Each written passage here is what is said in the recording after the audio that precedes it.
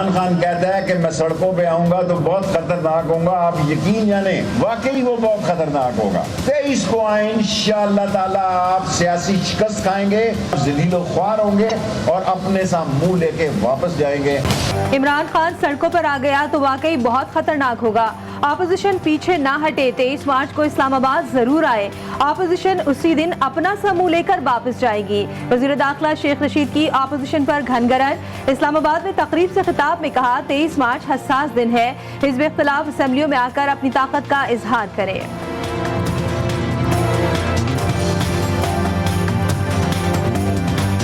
पैसे हैं तो इलाज करवाओ, अच्छा इलाज चाहिए, पैसे चाहिए।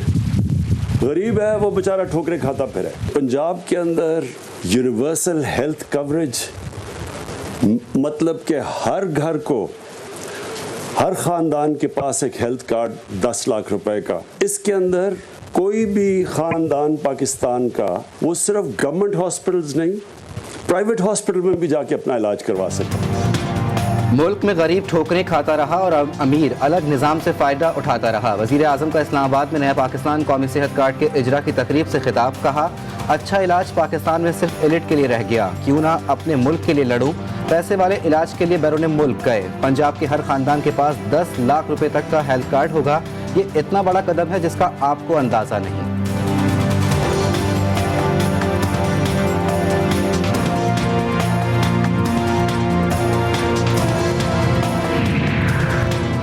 इमरान न्याजी पाकिस्तानियों के लिए मोहलिक तरीन साबित हुए। करप्शन में 10 साल का रिकॉर्ड तोड़ दिया गया।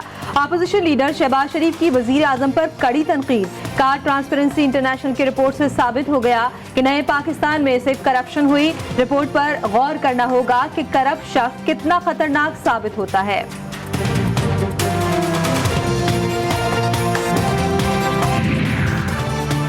ट्रांसपेरेंसी इंटरनेशनल की रिपोर्ट में मालियाती करप्शन का तस्करा भी नहीं, लेकिन प्रेस रिलीज में ऐसे किस्से जोड़े गए कि करप्ट अपोजिशन की भी हुकूमत पर तनकीद करने की जुर्रत हुई। वजीर इत्तलात फवाद चौधरी का ट्वीट। कहा हम एक मुनज़्ज़म माफिया का सामना कर रहे हैं, एक ऐसे वक्त में जब पाकिस्तान की कोरोना से निपटने की पॉलिसियों की तारीफ आलमी सतह पर हो रही है। एक ऐसी रिपोर्ट आती है जिसका सर है न पैर।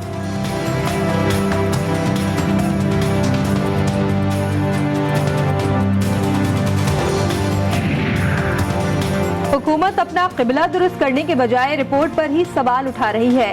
ट्रांसपेरेंसी इंटरनेशनल की रिपोर्ट पर हुकूमती बुज़रा के रद्द-ए-अमल को पीपी सेनेटर शेर रहमान ने हैरानकुन करार दे दिया। ट्वीट में लिखा कि एहतिसाब के इदारे पर ताला लगाने वाले बढ़ती करप्शन को झुठला रहे हैं।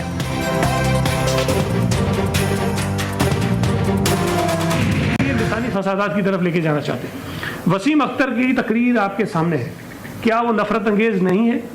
क्या वो लोगों को इस बात पर नहीं उकसा रही है कि तुम जो है वो खूनरेजी करो इस बुनियाद पर कि जी किसी की जबान कोई और है, किसी का गेटअप कोई और है? इमरान खान की ATMs ने मईशत को तबाह कर दिया। गैस न मिलने की वजह से सनतों को ताले लग रहे हैं। वजीर इत्तलात सिंध सईद गनी की हुकूमत पर तनकीद। कराची में प्रेस कॉन्फ्रेंस में MQM को भी आड़े हाथों ले लिया। कहा वसीम अख्तर की तकरीर नफरत अंगेज थी, ये साजिश के तहत ऐसी तकरीरें कर रहे हैं। ये जानते हैं इन्हें इलेक्शन में बदतरीन शिकस्त होगी।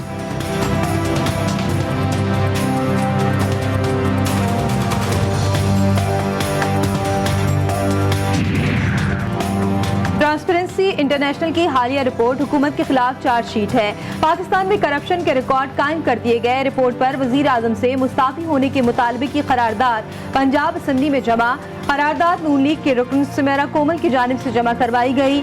मौजूदा हुकूमत पाकिस्तान की करप्ट तरीन हुकूमत है। करारदाद का मतन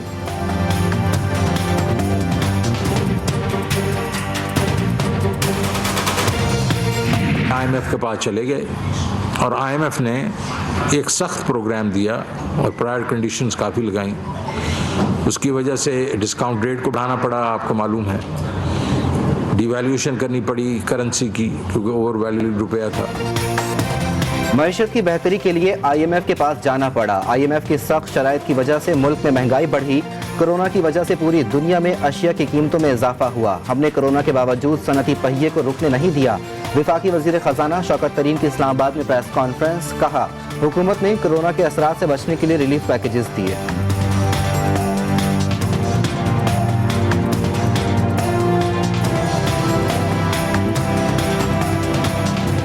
कश्मीरियों के लिए तो हर दिन हिंदुस्तान का जो कब्जा है, जो जबरन हुकूमत कर रहा है अपनी आर्मी की दहशतगर्दी से, हमारे लिए एक काला दिन है, एक ब्लैक डे है, पूरी दुनिया में हम मनाते हैं। और आज के दिन मैं दुनिया से ये कहना चाहती हूँ कि ये slap on the face of Indian constitution और इंडियन रिपब्लिक डे के जो वो कश्मीरियों के साथ कर रहे हैं।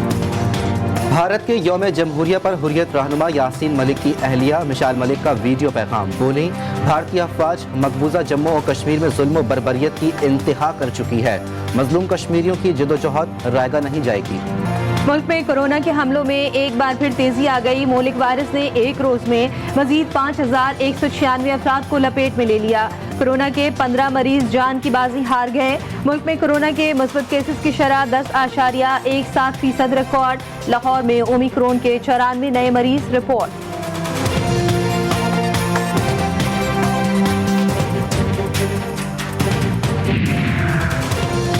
कराची एक्सपो सेंटर में कायम सबसे बड़े कोरोना वैक्सीनेशन सेंटर में 200 से ज्यादा वैक्सीनेटर्स और डेटा एंट्री ऑपरेटर्स ताहाल तनख्वाहों से महरूम। हमले का तीसरे रोज भी काम छोड़कर एहतजाज। वैक्सीनेशन के लिए आने वाले शहरी वैक्सीन लगवाए बगैर घर वापस लौटने पर मजबूर।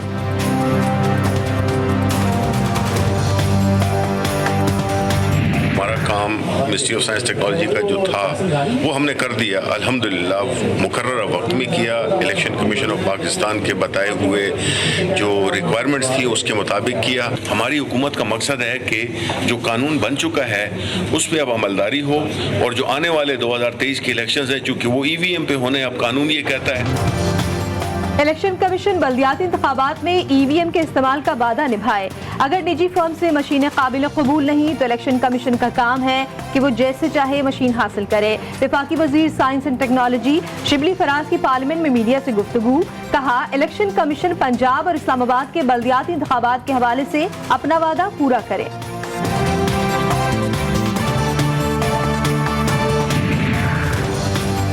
विफाकी हुकूमत ने इलेक्ट्रॉनिक वोटिंग मशीन रखने के लिए जगह का मसला हल कर दिया। वजारत साइंस ने इलेक्शन कमीशन को 2 इमारतों में जगह देने की ऑफर कर दी। वजीर साइंस और टेक्नोलॉजी शिबली फराज का इलेक्शन कमीशन को खत।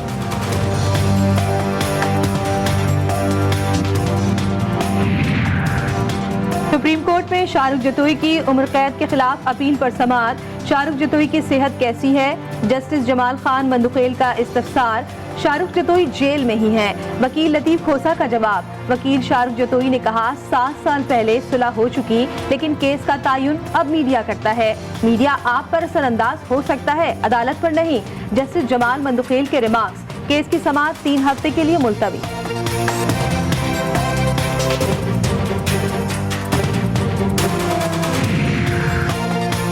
केटी बंदर में 5 दिन कबल डूबने वाली कश्ती में सवार माहीगीरों की तलाश जारी। समंदर में डूबने वाले मजीद 3 माहीगीरों की लाशें निकाल ली गईं।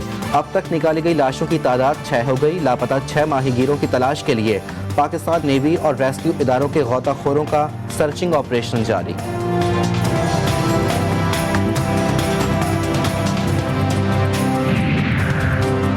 लकी बरबत में नूरंग के इलाके शातूरा तख्ती खेल में शीरख्वार बच्चे को बेदर्दी से गला काट कर कत्ल कर दिया गया। मुलजिमान ने 9 माह के इकबाल की लाश वीरान में फेंक दी। बच्चे की लाश पोस्टमार्टम के लिए THQ अस्पताल नूरंग मुंतकिल।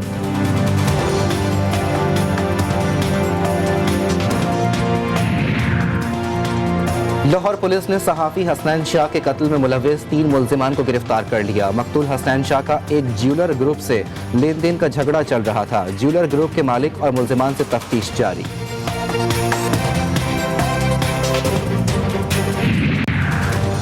पेशावर के इलाके कोहाटीगंज में गैस सिलेंडर धमाके में एक शख्स जाँ बहक, बच्चों समेत 4 अफराद जख्मी। रेस्क्यू 1122 की इमदादी टीमों ने जख्मियों को अस्पताल मुंतकिल कर दिया।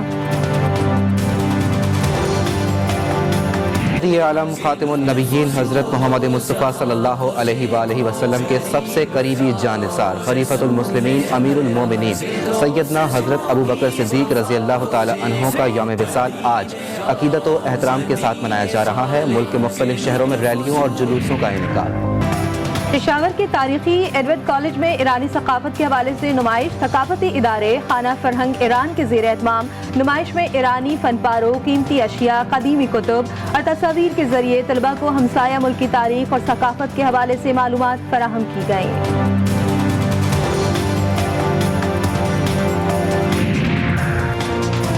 आईसीसी ने खिलाड़ियों की रैंकिंग जारी कर दी। ओडीआई कैटेगरी में बल्लेबाजों में बाबर आजम का राज बरकरार। बल्लेबाजों में साबिक भारतीय कप्तान विराट कोहली का दूसरा नंबर। इंग्लैंड के रॉस टेलर एक दर्जा तरक्की के बाद तीसरे नंबर पर आ गए।